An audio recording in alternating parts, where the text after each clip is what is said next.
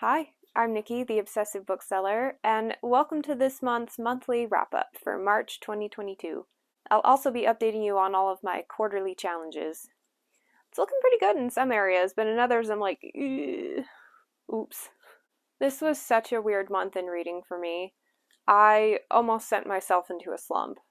You may remember from the beginning of last month's wrap-up me talking about having to set aside Malice to pick up Shadow of the Gods for a book club, and then I had a buddy read starting on the 7th or 8th that I had to put that down for, and so pick that book up. And so of all the awesome things I could have read and finished this month, I only finished one book. But I'm in the middle of a whole bunch, and this is the type of stuff that usually sends me into reading slumps. But luckily I know what's happening, and so I've been able to kind of counter it a little bit. I'm one of those people who gets a lot of gratification from clicking read on Goodreads. That check of, yep, I completed something. It's very motivating for me. And so only being able to do it once this month, holy cow. And I'm talking about fantasy tomes. I did finish a couple of other urban fantasies, nonfictions, that kind of thing. Because with all of these heavy fantasy obligations going on, I needed something to break it up and to keep me feeling like I was making progress. I think that seems to be the key to avoiding burnout. Anyway, one I definitively got through, In the Shadow of the Gods by John Gwynne, and this book was awesome. I'm sure you've seen it everywhere. I'm sure you've heard people talking about it, and it won a Goodreads Choice Award, or at least it was nominated for a Goodreads Choice Award. Whatever, it should have won. This was amazing. Such in-depth, evoking characters. The plot really does take its time developing, and you're bouncing pretty equally between three different perspectives, and yet every single moment I was just totally absorbed with. There was one POV I wasn't sure about, but by the halfway point I was just as invested in that one as the rest of them. What stood out to me is the choices that John Gwynne made on what information to reveal and when to reveal it. And I thought his careful placement of nuggets of information was perfect to keep me wanting to page turn to read more. He didn't just lay everything out on the table. He was very specific about when he revealed information, and it felt appropriate. It didn't feel kitschy. It was so good. Another thing I really loved was the very subtle integration of magic in this world. It seemingly doesn't play a huge role in the plot, and yet it has everything to do with the plot. It's just so well done. I am in awe. This is the first book I've completed by John Gwynne, and I'm excited to go back and pick up Malice and finish that one.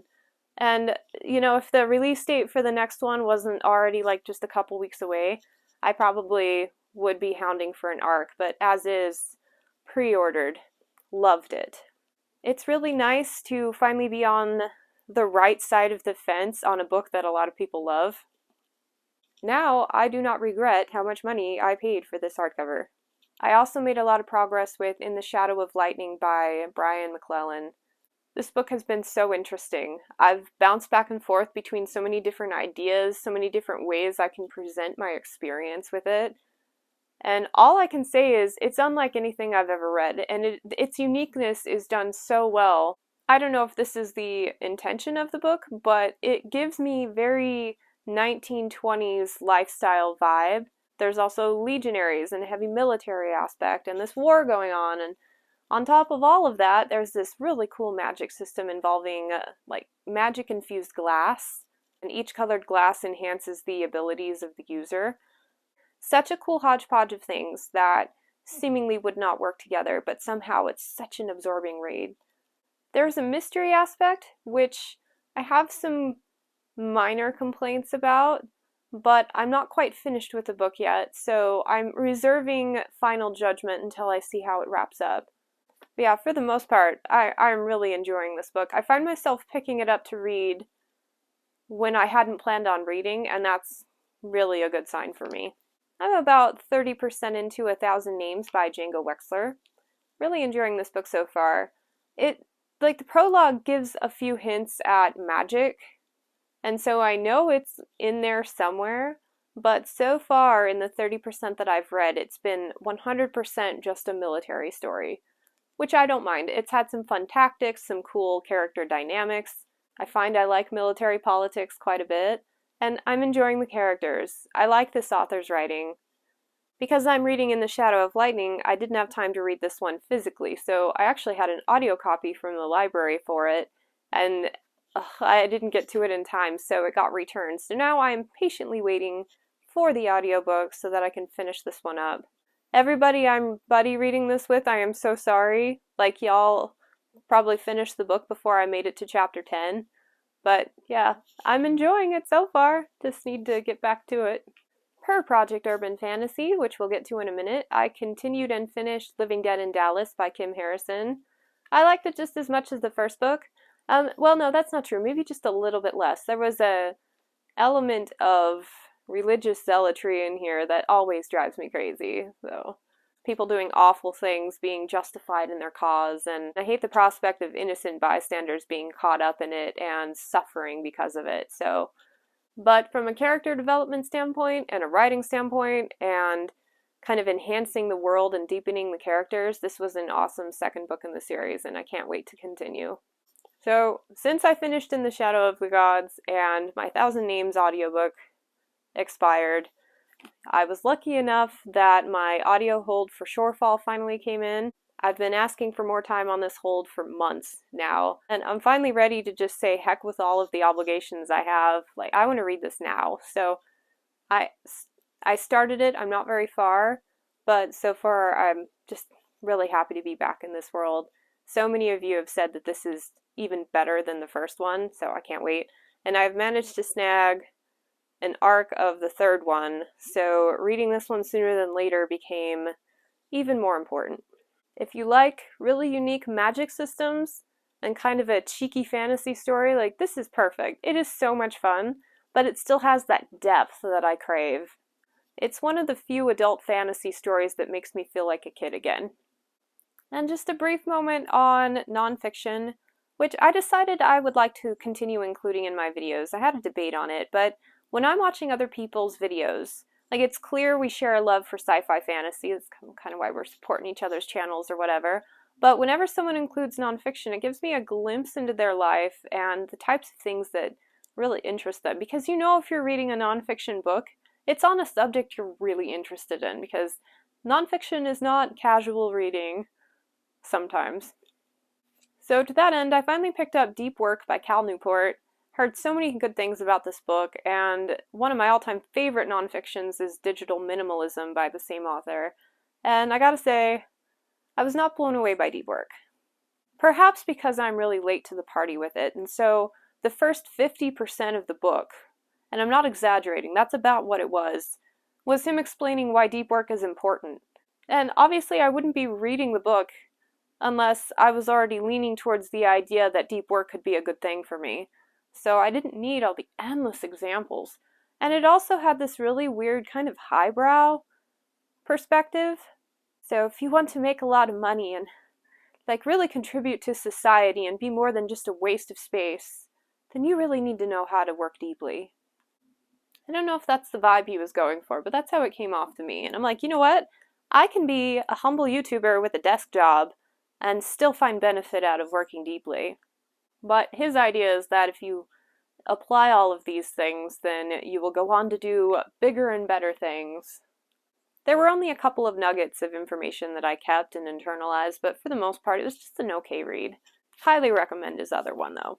And then I also read 24/6. I don't remember the author's name, and I'm using my phone to film, so can't look it up. So I will place the cover right here. This is the author. She was awesome. I went into it not knowing what to expect. I picked this up on an Audible sale several months ago. Almost forgot I had it. Picked it up on a whim, and I loved it. The premise of it is unplugging from everything digital for one day a week and using that as a means to recharge your body and mind and to do things that you wouldn't do if you had access to your phone or to TV or to the internet, whatever. And I'm already kind of leaning this way. A lot of the books that I've been reading have been in kind of the same vein of creating more time for doing the things that I love. So I appreciated the reinforcement of that. I'm not sure yet if I'm going to pick up the practice. I'm kind of already doing a technology-free evenings schedule, and I'm really loving it. The one thing I appreciated most about this book was actually the section where she talked about technology hiatuses and kids, how she sets an example for her children, the thought process that went behind what kind of technology she allows her children, and how she raised them to be very aware of its addictive qualities. So, it was very good food for thought for me, and in several weeks I have a ramble video coming out under the same vein, and it gave me a lot of fuel for thought for that one, so stay tuned. And that's my wrap up. So kind of a humble list, like small but mighty list of really good titles. And so now let's get into the goals I set for myself at the beginning of the year, and I will show you how I'm doing on those. So in my bullet journal, I made a little tracker. I have a couple of different pages for it. Let's start with my little mini tracker on Project Sci-Fi and Project Urban Fantasy. Project Sci-Fi is not going as well as I thought it would. I find myself in the middle of all of these fantasy read obligations and unable to pick up as many sci-fi as I'd planned to. So as of this moment, I had a plan to read 10 this year. I have only read 1. But it's a little too early to panic. I've got time to fix that. Project Urban Fantasy. A little bit less of a priority than the sci-fi one, but yet I have also only read 1 in that category so far, out of 10. Those leave a little to be desired. Per my Goodreads goal to read 80 books in 2022, I have read 18 titles. And as I am a fourth of the way through the year, I can do the math, I'm a couple books behind. But this year, oddly, I don't know why I chose to do this, but I am not including nonfiction books this year. I want to read 80 speculative fiction books. And then at the end of the year, I will go back and I will get all the stats for that, and then I will go back and add in the nonfiction books that I read and see where that takes me after that. I was ahead of schedule for a while until this month, only finishing like 2 books. But I'm sure next month will show me completing a whole bunch and hopefully getting that one back on track. Let's see, these are all arbitrary. I don't really stick to the numbers. I just want to see if the numbers reflect the new habits that I've been implementing. And so I can tell by some of these challenges that yes, the changes that I've made in my life really are leading to more books being read, and I think that's really cool. So if I hit the number, that's not as important as knowing what the number is based on the effort that I put in, if that makes sense. And I didn't set a goal for nonfiction, but so far I've read 5 books. I have a goal to read 20 books from my physical collection. Really, I think it should be 40 based on like the Read, Burn, Hoard series that I have going and just my overall shift in focus to that section. But I've historically not focused on my own stuff, so I thought I'd ease into it this year. So right now I am at 8 read books from my physical collection, which is awesome because I think that's how many I read last year.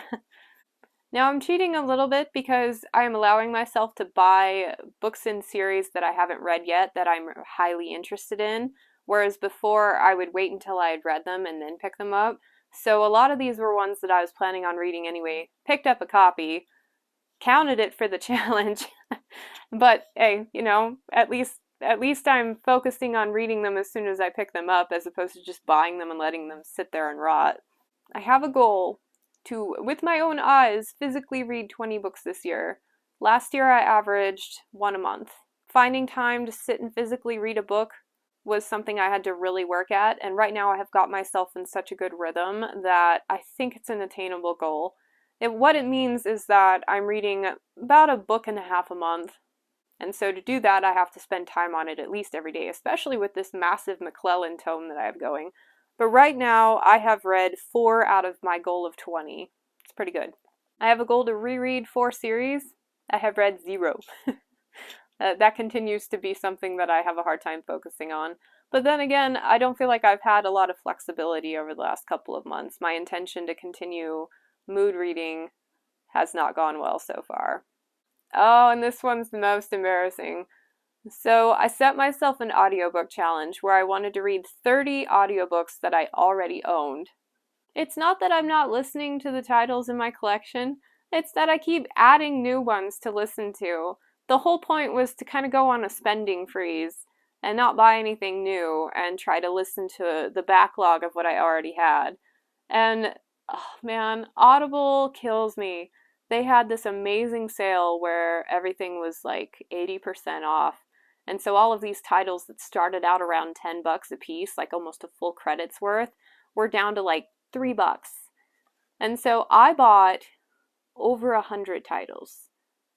So instead of reducing the number of books on listen to in my Audible collection, I doubled the amount of unread books in my Audible collection. So now I'm sitting on a couple hundred titles instead of about 100 titles. Whoops. They were all good deals. I'm still trying to decide whether or not to go back and edit the challenge to add in all the new ones so I can count them towards this challenge. That would be the appropriate thing to do, but part of me says no. Like, I've got to go back and listen to all the ones that I had on the list before I went on that spending spree. So just consider this challenge like a wash right now. I'm not sure what counts and what doesn't at this point. I have to redefine the bounds of the challenge. Maybe that'll be a good ramble video coming up, like, hi, I'm Nikki, I have an audiobook addiction, and I need help. And that's all of them that I can remember. I'll put a link to the original videos where I introduced a lot of these challenges that I'm working on if you missed them. So far, the one I'm most proud of is my physically read books, because I am making a concerted effort to integrate physical reading back into my day more so than ever before. Another thing that's tickling me is that if you look at my read section on Goodreads, so far they are all books that I value as very high priority. I am definitely focusing on reading the best books first this year, and I love it. So there's my wrap up. I would love to hear what awesome books you read this month.